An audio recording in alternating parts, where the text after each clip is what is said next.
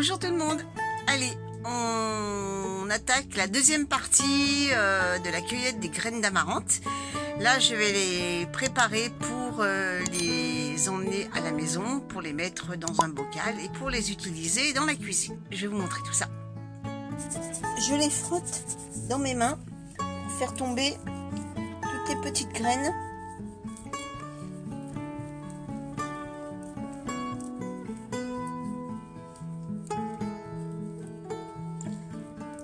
Alors si les pétales roses tombent, c'est pas grave.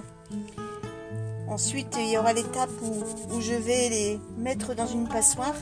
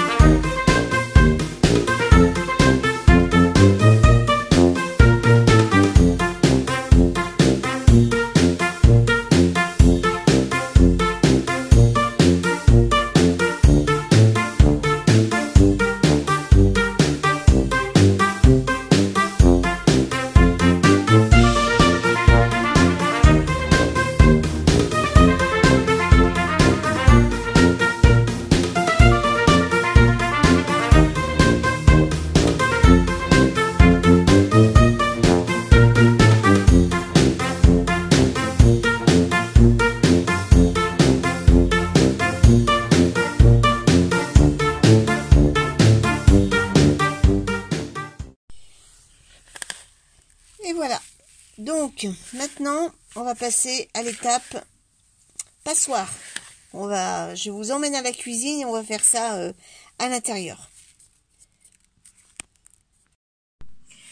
Alors, nous voici à la cuisine. Donc je prends un récipient comme ceci, ma passoire, qui a l'avantage de laisser passer les graines, mais pas les fleurs roses. Donc je viens mettre dedans. Hop.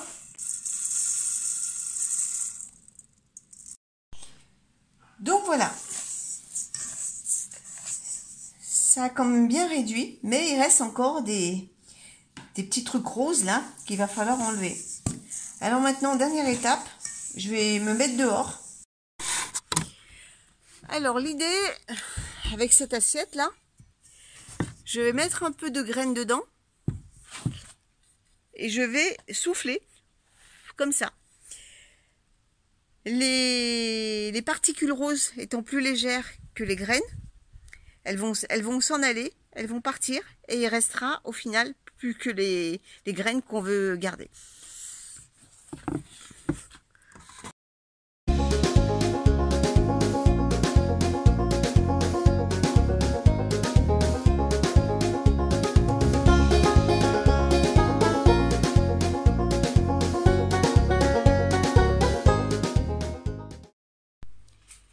Regardez le résultat entre ça et ça. Alors il faut que je refasse encore un peu. Et puis ça sera bon. Et voilà. Des petites graines noires. Donc maintenant je vais les mettre dans le petit bocal prévu à cet effet. Et bien voilà. Alors c'est long, hein, je vous l'accorde, hein, mais le jeu en vaut la chandelle parce que j'aime bien mettre ces petites graines. Alors soit en saupoudrer sur la salade ou on peut, comme je vous disais dans la vidéo précédente, les faire cuire. Il n'y a aucun souci et vous pouvez même manger les feuilles. Allez, eh bien écoutez, je vous laisse et puis on se dit à très vite pour une prochaine vidéo. Salut tout le monde!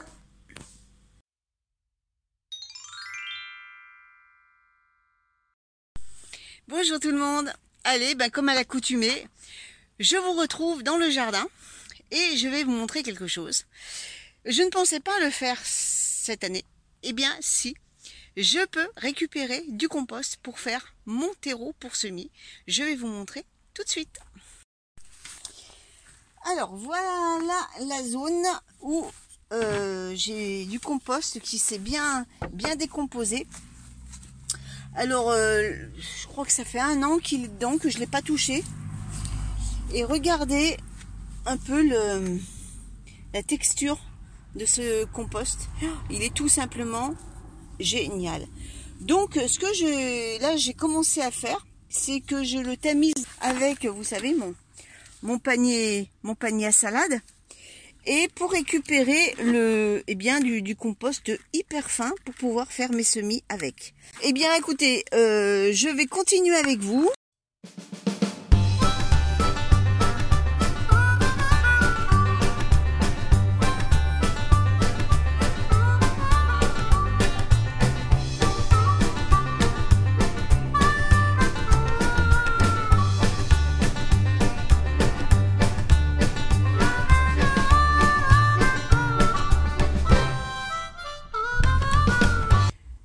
Alors RIP, regardez, il vient de se casser. Alors je sais pourquoi, parce que j'aurais pas dû le laisser dans la serre toute l'année avec le soleil. Ça a cuit le plastique, regardez, il se casse tout seul. Bon, eh bien, écoutez, je vais essayer de trouver quelque chose de similaire. Et puis je vous reprends tout de suite après. Alors je vous reprends, bricolage de fortune, j'ai une vieille passoire. J'ai fait des trous à l'aide d'un fer à souder.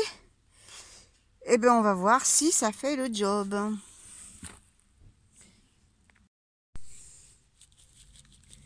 Alors, apparemment,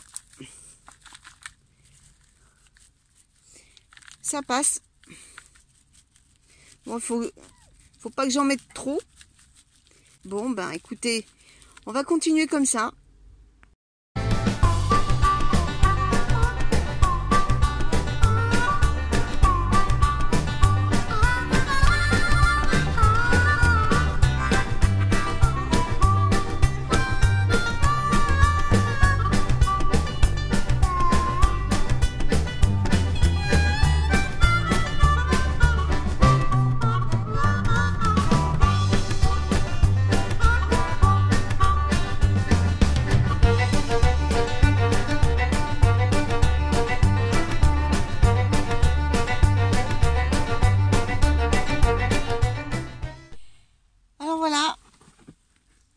Regardez ce que j'ai récupéré, un terreau vachement fin. Je vais le mettre dans un sac en plastique et puis ça sera mon terreau pour semis. Voilà, bon, j'espère que cette vidéo vous aura plu et puis que ça aura donné des idées à certains. En tout cas, cet essai là a été concluant pour moi et je vais le refaire. Bon, et bien écoutez, là je vais vous laisser. Et puis, on se dit à très vite pour une prochaine vidéo. Salut tout le monde!